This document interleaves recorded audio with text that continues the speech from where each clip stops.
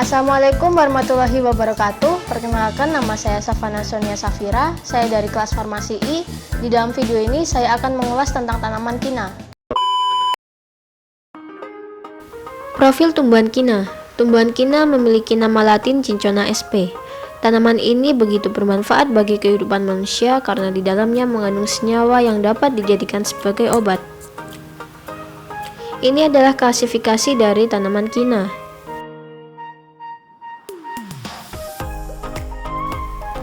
Kemudian deskripsi umum mengenai tanaman kina. Terdiri dari kulit kering pohon yang dibudidayakan, diantaranya ada spesies Cinchona calisaya, Cinchona ledgeriana, Cinchona officinalis, dan Cinchona succirubra.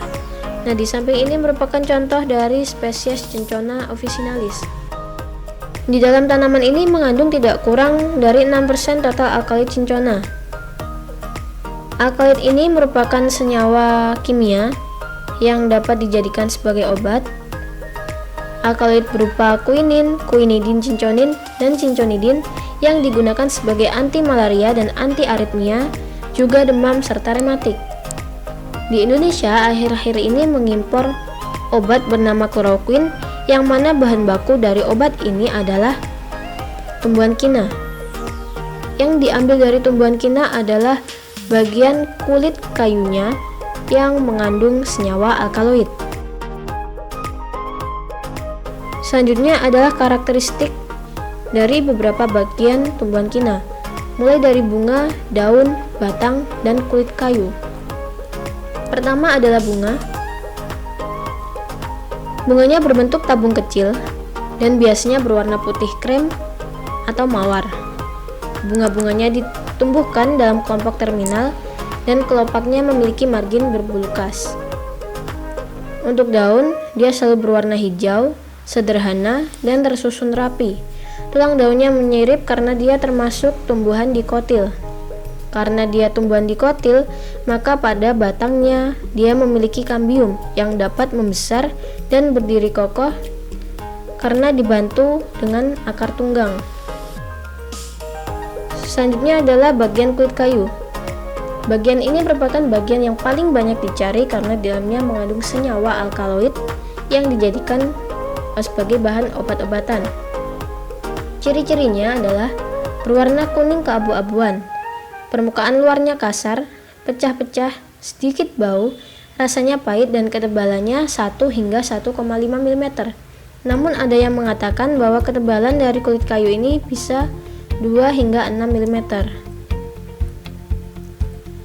Selanjutnya saya akan menjelaskan tentang morfologi dari kulit kayu kina, karena bagian yang paling banyak dicari adalah kulit kayunya. Warnanya coklat, rasa pahit. Nah, ini ukurannya 30 cm kali 2 hingga 6 mm untuk tebalnya. Bentuknya melengkung, seperti pena bulu atau pena bulu ganda. Fitur tambahnya, pada permukaan kulit kina ini terdapat kerutan longitudinal atau seperti kulit keriput. Teksturnya pun kasar. Kemudian warnanya bervariasi, lurik, mulai dari coklat kekuningan hingga coklat kemerahan. Selanjutnya adalah kita lihat dari mikroskop irisan melintang kulit kayu kina. Terdiri dari periderm, korteks, dan floem sekunder. Yang pertama yaitu periderm, terdiri dari sel gabus, pelogen, dan peloderm. Sel gabusnya terdiri dari beberapa lapisan sel poligon berdinding tipis, rata, dan berwarna coklat kemerahan. Lalu pelogennya terdiri dari 2 hingga 3 lapisan sel berdinding tipis tanpa konten seluler. Pelogen sendiri dia itu merupakan kambium gabus yang bisa membelah karena dia merupakan sel meristematik. Sedangkan peloderm juga disebut parenkim gabus, dia hampir homogen dengan parenkim korteks.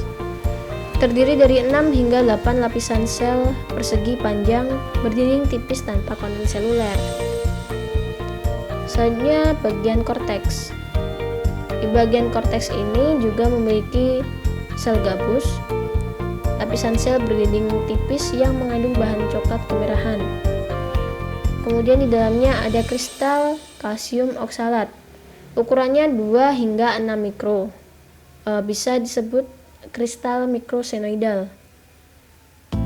Selanjutnya ada butiran pati berdiameter 6 hingga 10 mikro. Untuk skleridanya tidak ada, namun terdapat rongga atau saluran sekresi di sana. Untuk film sekunder terdiri dari 4 bagian.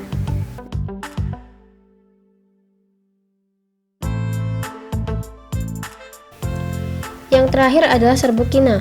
Serbukina ini biasanya dijadikan sebagai obat herbal. Jika diamati dari mikroskop, terdapat 4 bagian yang mungkin bisa terlihat, diantaranya sel gabus, serat floem, kristal kalsium oksalat, dan juga butiran pati. Ciri-cirinya sel gabus itu berdinding tipis, rata, poligonal, serta bahannya berwarna coklat kemerahan. Untuk serat floemnya banyak yang besar, dindingnya lurik, memiliki pori-pori sederhana atau pori-pori bercabang dengan lebar 30-60 mikro dan 500 hingga 800 mikro. Untuk kalsium oksalat, kristal kalsium oksalat atau mikroprisma kristal kalsium oksalat, ukurannya sekitar 2 hingga 6 mikrometer dalam parenkim yang berwarna gelap. Yang terakhir adalah butiran pati sederhana majemuk 2 hingga 5 butir individu yang berdiameter sekitar 2-5 mikro.